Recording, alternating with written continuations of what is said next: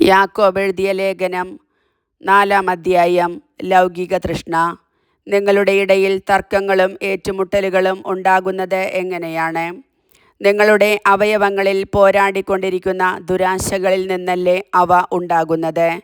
നിങ്ങൾ ആഗ്രഹിക്കുന്നത് നിങ്ങൾക്ക് ലഭിക്കുന്നില്ല. നിങ്ങൾ കൊല്ലുകയും അസൂയപ്പെടുകയും ചെയ്യുന്നു, എന്നാൽ നിങ്ങൾക്ക് ഒന്നും ലഭിക്കുന്നില്ല. നിങ്ങൾ വഴക്കിടുകയും യുദ്ധം ചെയ്യുകയും ചെയ്യുന്നു.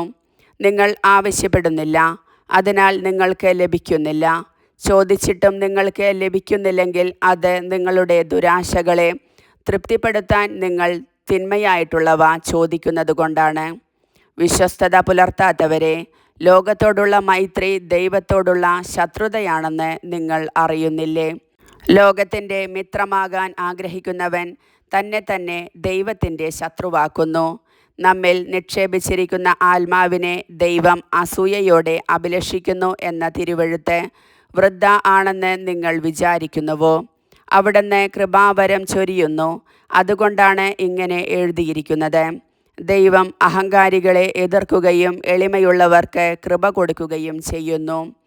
ആകയാൽ ദൈവത്തിന് വിധേയരാകുവിൻ, പിശാചിനെ ചെറുത്തു നിൽക്കുവിൻ, അപ്പോൾ അവൻ നിങ്ങളിൽ നിന്ന് ഓടിയകന്നുകൊള്ളും. ദൈവത്തോടെ ചേർന്നു നിൽക്കുവിൻ, അവിടുന്ന് നിങ്ങളോടും ചേർന്നു നിൽക്കും. പാപികളെ, നിങ്ങൾ കരങ്ങൾ ശുചിയാക്കുവിൻ. സ്നിഗ്ധ മനസ്കരെ, നിങ്ങളുടെ ഹൃദയങ്ങൾ ശുചിയാക്കുവിൻ. ദുഃഖിക്കുകയും വിലപിക്കുകയും കരയുകയും ചെയ്യുവിൻ. നിങ്ങളുടെ ചിരി കരച്ചിലായും നിങ്ങളുടെ സന്തോഷം വിഷാദമായും മാറട്ടെ. കർത്താവിൻ്റെ സന്നിധിയിൽ താഴ്മയുള്ളവരായിരിക്കുവിൻ, അവിടുന്ന് നിങ്ങളെ ഉയർത്തും. സഹോദരനെ വിധിക്കരുത്.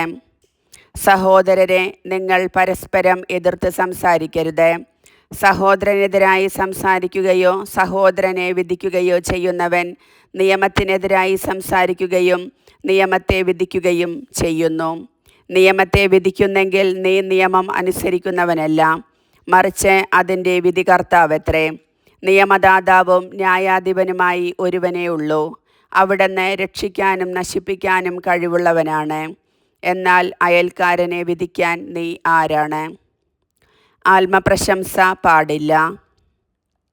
ഇന്നോ നാളെയോ ഞങ്ങൾ ഇന്ന പട്ടണത്തിൽ പോയി അവിടെ 1 വർഷം താമസിച്ച് വ്യാപാരം ചെയ്ത് ലാഭമുണ്ടാക്കുമെന്ന് പ്രഖ്യാപിക്കുന്ന നിങ്ങളോട് ഒന്ന് പറയട്ടെ.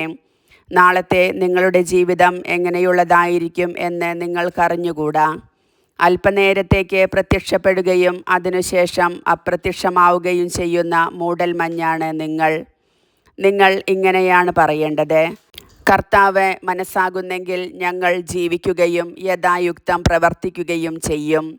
നിങ്ങളോ ഇപ്പോൾ വ്യർത്ഥ ഭാഷണത്താൽ ആത്മപ്രശംസ ചെയ്യുന്നു. ഇപ്രകാരമുള്ള ആത്മപ്രശംസ തിന്മയാണ്.